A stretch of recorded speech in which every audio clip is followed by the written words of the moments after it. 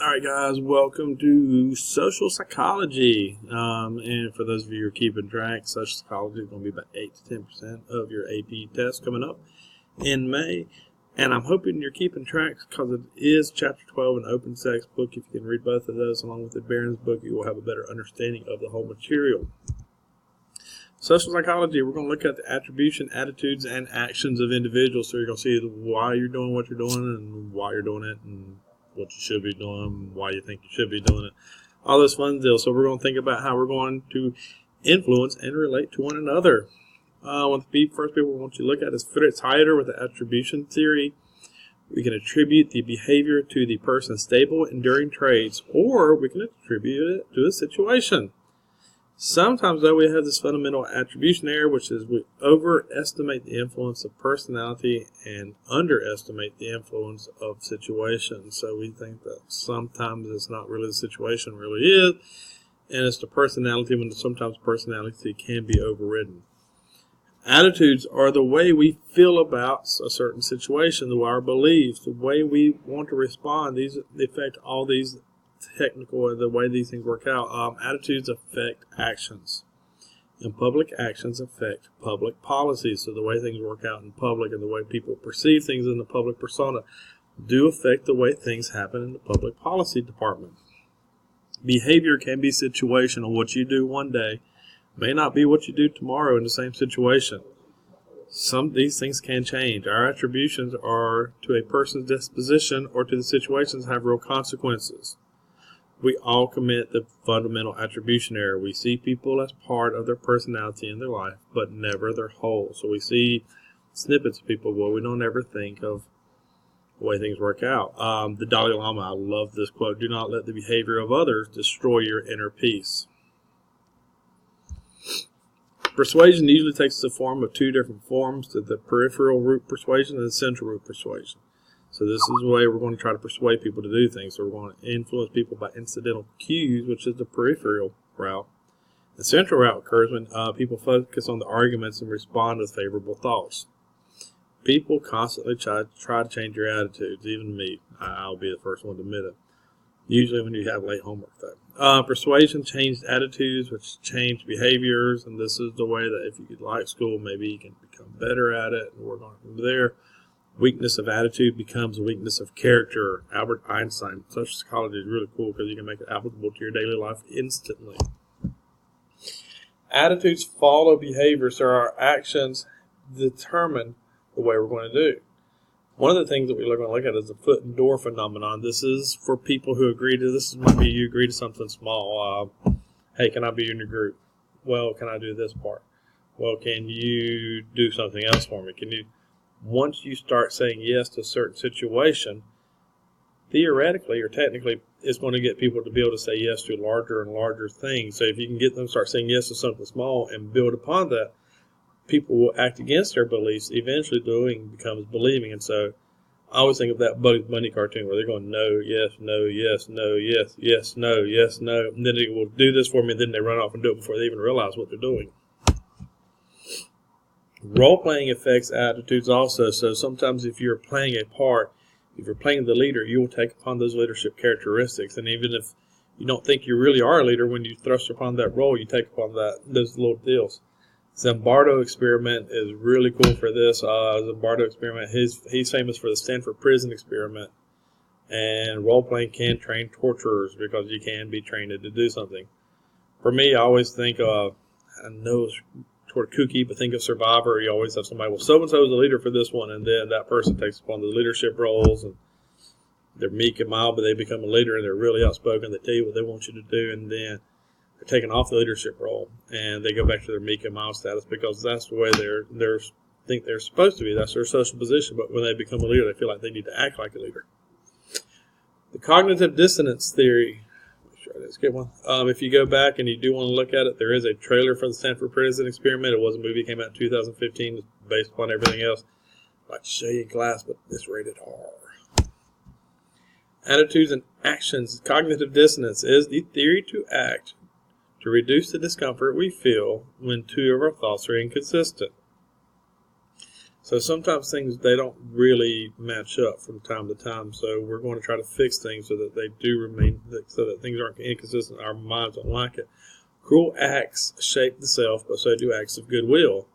Act as though you like someone, and you soon may. Changing our behavior can change how we think about others and how we feel about ourselves. So you can actually, I think this has actually been proven where if you think of a lie and you continue thinking of it, you can actually almost believe the lie because you want everything to be consistent and flow.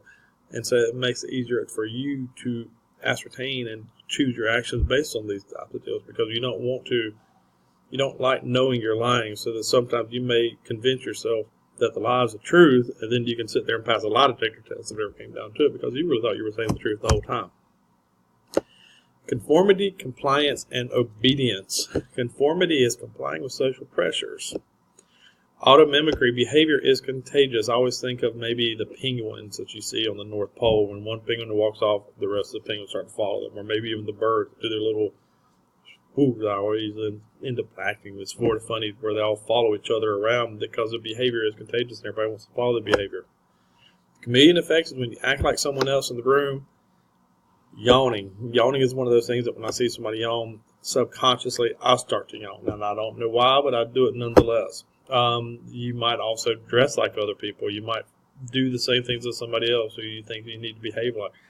You want to act like them. It's the chameleon effect. Conformity is adjusting our behavior or thinking to coincide with a group standard. This is where everyone acts like everybody else, and everybody thinks that you're supposed to act like this way, and nobody really goes off and does their own thing. Solomon Asch came up with some conformity experiments, and well, he would come up and he would have people come over here. They would look at the lines, and they said, "This is the line. What number would you pick?" And he'd have an actor sitting there, and they would say, "Well, we're going to pick 3." And eventually, even the person who wasn't in on the experiment would start picking 3 because he wanted to conform to the social norms of what everybody else is doing. The normative Solomon Asch is a good one to remember, so we'll make sure you write that down. The normative social influence is influence resulting from a person's desire to gain approval or avoid disapproval. So you're going to conform to what you think you're supposed to do so that everybody agrees with you and everybody likes you. Everybody wants to be with you. Everybody wants to act like whatever you're doing is the right thing. All right. One of the other things that we do is we look at the informational social influence. So this is the influence resulting from one's willingness to accept others' opinions about reality. So sometimes if people tell you there's little green men walking around, there's people looking like reptiles, you might be able to accept that there might really be reptiles. But even though you don't really think so, you might be more willing to accept this opinion about reality and where we are in today's society. Solomon Asch conformity experiment. This is on the PowerPoint if you want to go back and look at this. We're also going to be looking at one in class. Obedience is following orders. Asch taught Milgram, and Milgram said that obedience is the highest when a person giving orders was close at hand and perceived to be a legitimate authority figure. Person was supported by a prestigious institution or something that you have some sort of belief in. Victim was depersonalized or was in another room, and there were no role models for defiance. So if everybody plays along, and everybody acts like one another. Not really a good place to be, typically. Stanley Milgram's obedience to authority experiment. Stanley Milgram just thinks Milgram. If you can think of Milgram and think every time you say Milgram, you'll be fine because he's going to work with a shock experiments. Group dynamics. So we're going to look at whether our behavior is affected by other people who might be around us. Lipper is going to come up with this idea about social facilitation. It says, hey, look, we're going to improve performance on simple or well-learned tasks in the presence of others. So if you're around other people and you're working on work, you might do a better job because of the fact that you're trying to impress people or you're trying to do better things around people, other people. Social loafing is the tendency for people in a group to exert less effort when pulling their efforts towards a common goal. So Lippert says if you're working on something on an individual basis and you're working on homework and other people around you are working on homework, you might try to do a better job than the other person because of the fact that you want to do well in the presence of others. But, somewhat like you're not really being called out for it. Social loafing is where if you get together in a group, you always got that one person who never does anything. Never do anything. And I know it gets on your nerves, but it's back to social loafing, which is people have the tendency not to do as much work when you're in a group sometimes, but that's where you go into 21st century thinking skills, and that's another game. The individuation is the loss of self-awareness and self-restraint occurring in a group situations that foster arousal and anonymity. Felt like I was on Finding Nemo there for a moment. So sometimes you might not be aware what's happened. This is sort of like, we got back to your mob mentality that we talked about in the French Revolutions and other time periods in history, where sometimes you just get caught up and you see this happen even in like the best behaviors after a sporting event where people get really excited. They won the World Series or they won a soccer match, and so afterwards they go off and they start turning over police cars and burning things for some strange reason because of the fact that they get excited and they don't have to worry about anybody calling them out, even though sometimes they're on the news and they don't realize it. So they think they're anonymous, but they're not really. Social facilitation, watch this video, it's really cool, group polarization and group thing. So, this right here, I love this deal, little side deal, because say it ain't so, you got to be kidding, perish the thought, heaven forbid, no, 1,000 times no, and all in favor vote aye. Happens from time to time.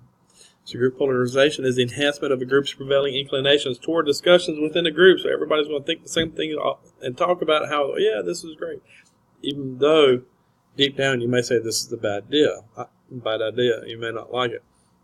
Groupthink is a harmonious group decision making that overrides a realistic appraisal of alternatives. So you're just going to say, okay, we're all going to agree. This happens in meetings sometimes, especially. Everybody just sort of agrees with it to get the meeting over. Somebody agrees with it so you don't have to talk about it. Everybody agrees with it because it's the easier route to take rather than trying to take another route. Social control is the power of the situation. So sometimes you're in a situation where you're in a meeting and droning on and on and on, and you're going to go, yes. Whatever you say, yes, and then you start looking down because you don't want to be a part of the group, even though down deep you understand that may not be the best idea. Personal control is the power of the individual, and whether or not the individual really has power, sometimes they do, sometimes they don't. I think sometimes that goes back to the way the roles work within the group behavior setting. Sometimes, as far as group behavior works, we're going to look at culture, so the enduring behavior, ideas, values, and traditions shared by a group of people. Culture, that old C word that I played with you guys a long time ago in world history, comes to play in social psychology because this is the way a group of people behave. This is the way a norm is behaved. So a norm for an understood role for accepted and unexpected behavior may be different for one society than what it is for another society. And by having these differences, sometimes they can be perceived differently. I always go back to how you, I think in a couple languages, if you do this, you're flipping somebody off. This, and over here, I think you got something in your teeth in my culture. Over in somebody else's culture, it may not be thought of as the same way. Here, I got an itch on my beard. Somewhere else, it may not be as good. So our norms and values change and are different across space and time because our norms and values and what we think are important are different between cultures. When you pray, how you pray, where you pray, how you get forgiveness. You need to look at religion on that and how you want to work on that. Prejudice and discrimination. We will start this one with the next one. This is part 1, social psychology. Thank you, guys.